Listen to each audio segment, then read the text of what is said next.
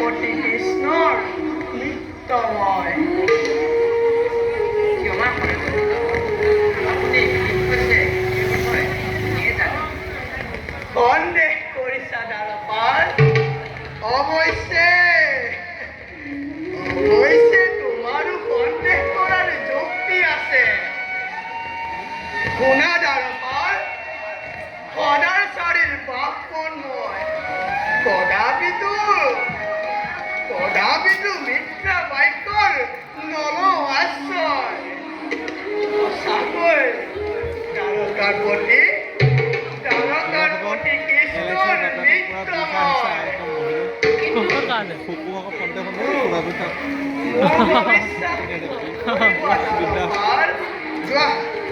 যোৱা তুমি দ্বাৰকাৰ পতিৰ কাকে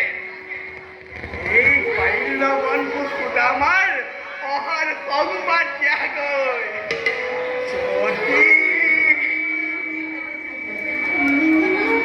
যদি দ্বাৰকাৰ পতিয়ে মোক চিৰিবলৈ অস্বীকাৰ কৰে তেন্তে মই এই স্থানৰ পৰা ঘূৰি গুচি যাম দ্বাৰপাল ঘূৰি গুচি যাম তেন্তে এই হ'ব যাওঁ মই দ্বাৰকাপতিৰ কাষে আপুনি বহু স্থানতে ঘৰক অপেক্ষা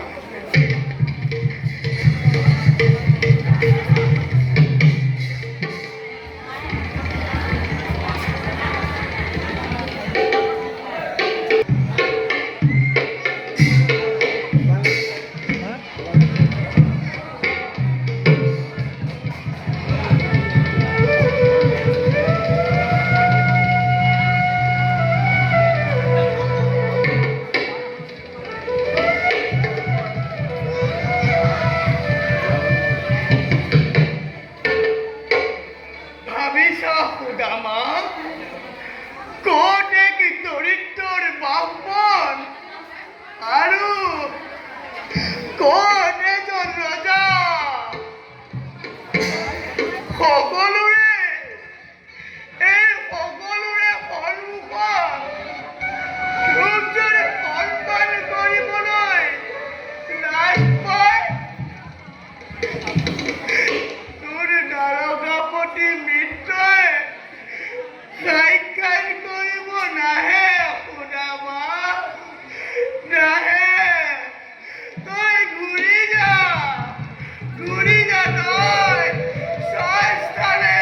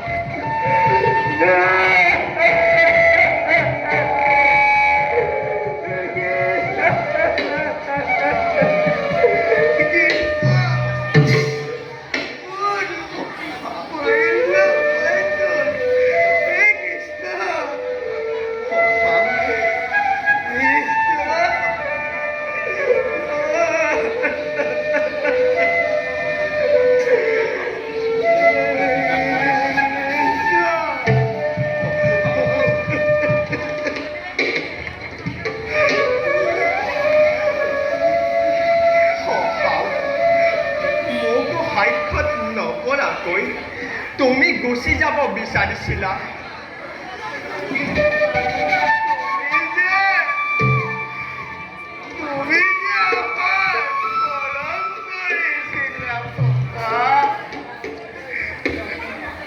নাই পলম মই নাই কৰা পলমটো তুমি কৰিলা বহু পলম কৰিলা আজি অত মন হ'ল পাছত মোলৈ তোমাৰ মনত পৰিব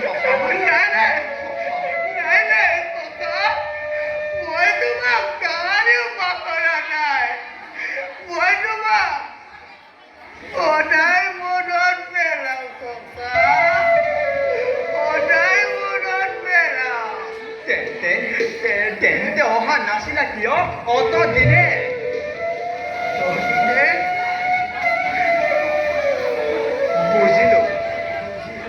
বুজিলো সখা কি বুজিলা তুমি চাগে ভাবিছিলা মই দ্বাৰকাৰী অধিপতি হৈ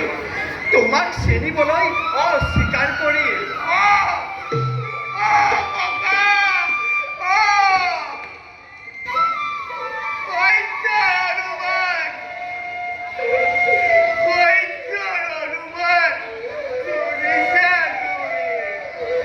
বাহ কি চমৎকাৰ বিচাৰ তোমাৰ তুমি কেনেকৈ ভাবিব পাৰিলা সখা মোৰ সক্ষমৰ লগৰীয়াকে মই হিংসাৰ ঘৰৰ পৰা উভতি যাবলৈ দিম সখা তুমি কেনেকৈ ভাবিব পাৰিলা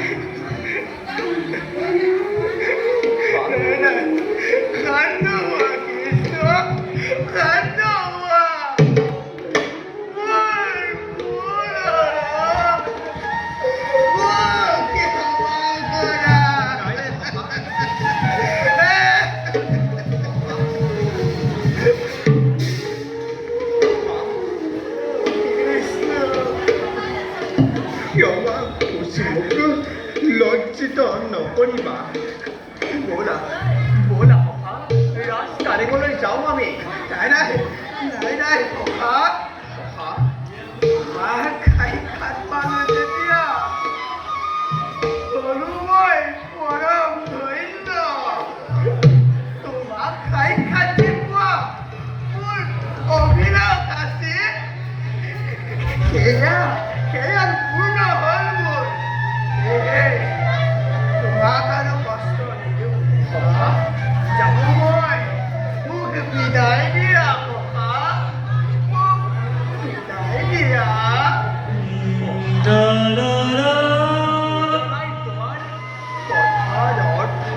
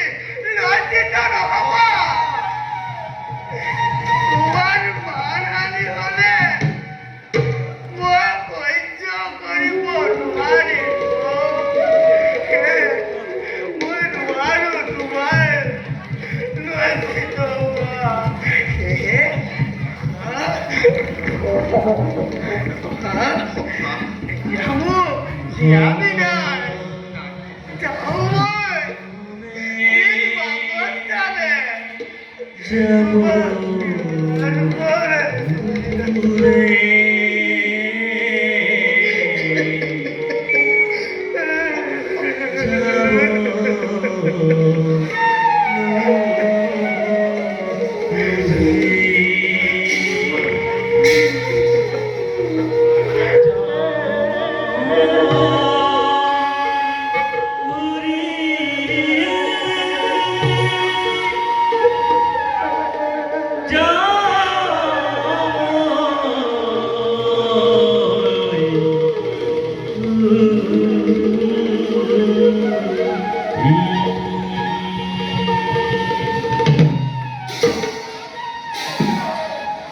তুমি কিন্তু পূৰ্বৰ দৰে সৰল হৈ আছা তুমি কেনেকৈ ভাবিব পাৰিলা তোমাৰ আগ্ৰহণত মোৰ মান হানি হ'ব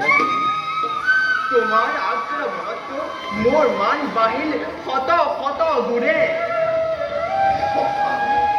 তোমাৰ আৰু মোৰ বন্ধুত্বক দোহাই মই জগতে আমাৰ বন্ধুত্ব পৰিচয় দেব এই জগতে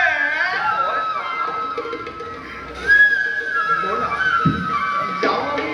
ৰাজকাৰী তোমাৰ স্বাগতৰ বাবে ৰৈ আছে কালে মোৰ সকলো বাসিন্দা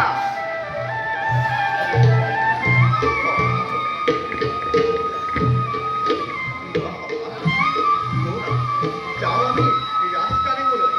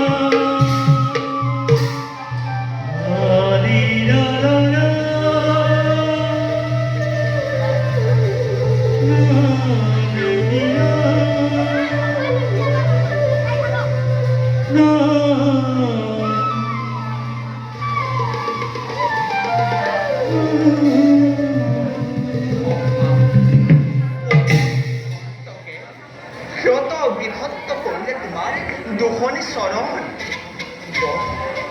বড় কষ্ট পাইছা চাগে তুমি ৰবা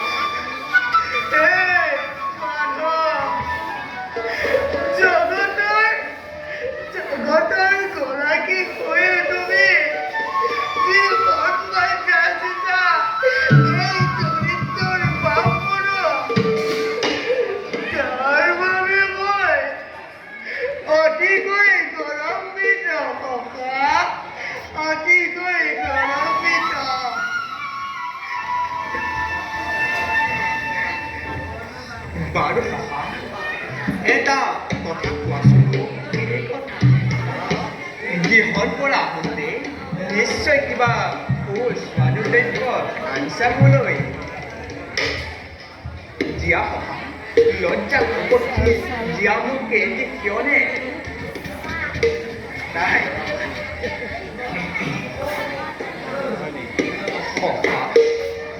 তুমি যদি মোৰ স্বভাৱ নাজানা তেন্তে কওঁ শুনা অতি অল্প বস্তু যদি ভক্তজনে মোক কৰে সমাপন তেন্তে সেই বস্তুবোৰ হয় অসংখ্য আৰু ভগতে যদি মোক না বস্তুৰ মোক কৰে সমাপন তেন্তে সেই বস্তুবোৰ কোনো আগ্ৰহ নাই সভা সেইবাবে তুমি লজ্জাৰ পক্ষে মোক জীয়া কি দ্ৰব্য আনিছা বাৰু সভা সেইটো কথা তুমি বৰ্তমান কৰা আৰু উপভোগ কৰা এই দ্বাৰকাৰ সৌন্দৰ্য নহয় এইদৰে যদি কণমানি পৰিস্থিতি চোৱা সভা চোৱা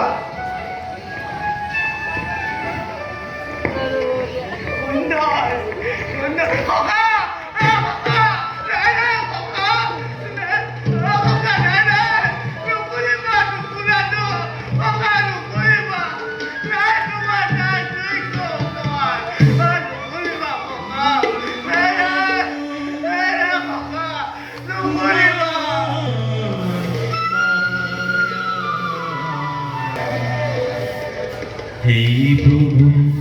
নাৰায়ণ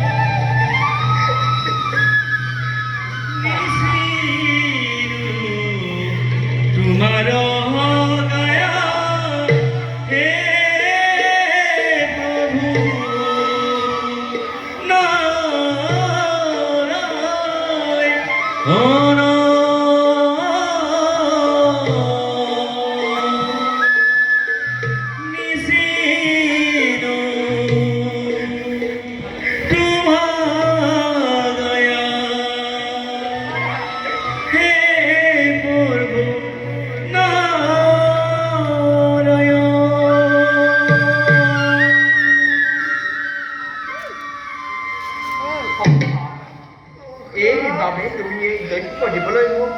অস্বীকাৰ কৰিছিলা সময়টো চালকে প্ৰতিবাদ কিদৰেনো কৰে মৰ্মত সেইভাৱে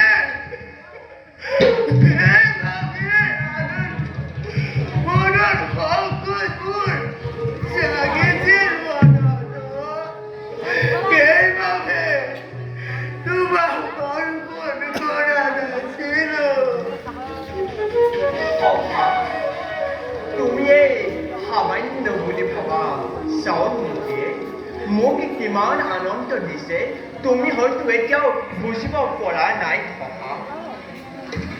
সহা আনন্দ হ'ল এই দ্বাৰকাৰ অধিপতি বন্ধুৰ পৰা এই ছোৱালীৰ দৈত্য পাই চোৱা সহা তোমাৰ এই সাধাৰণ দৈত্য বুলি মই কিদৰে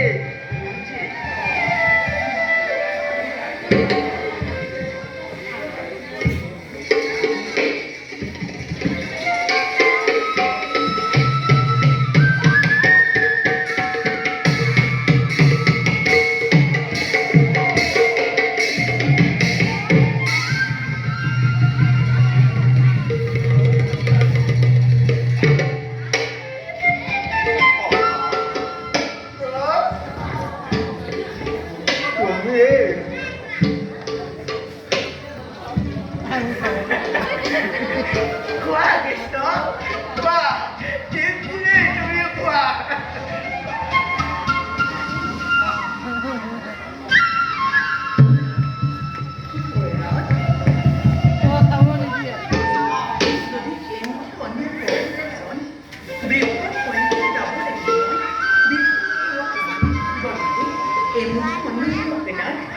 আমি ভক্তসকলে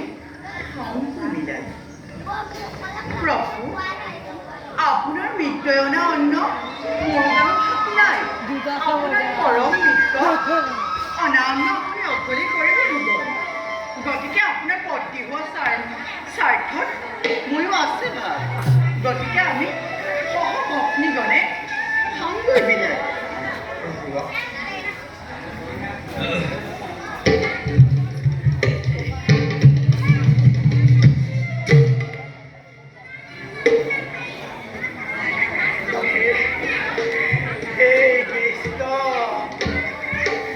তোমাৰ মায়াৰ বুজিবলৈ কাৰ সাহায্য আছে আমি হলো পৃথিৱীৰ সুন্দৰ মনুষ্য তোমাৰ কৃপা মিলে যে শত শত সুখ তোমাৰ দুটি আঁতুৰি পৰাত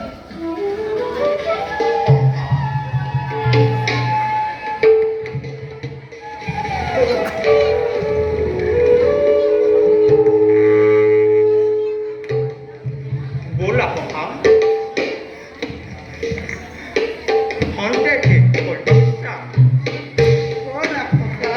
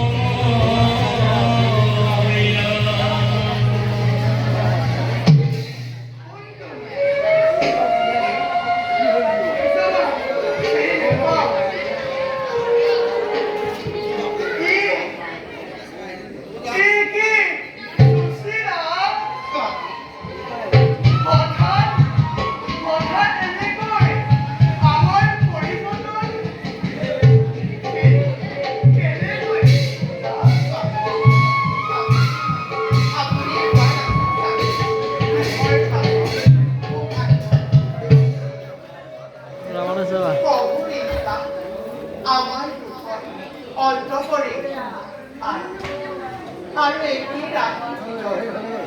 আমাৰ ঘৰটা অন্ধকাৰ।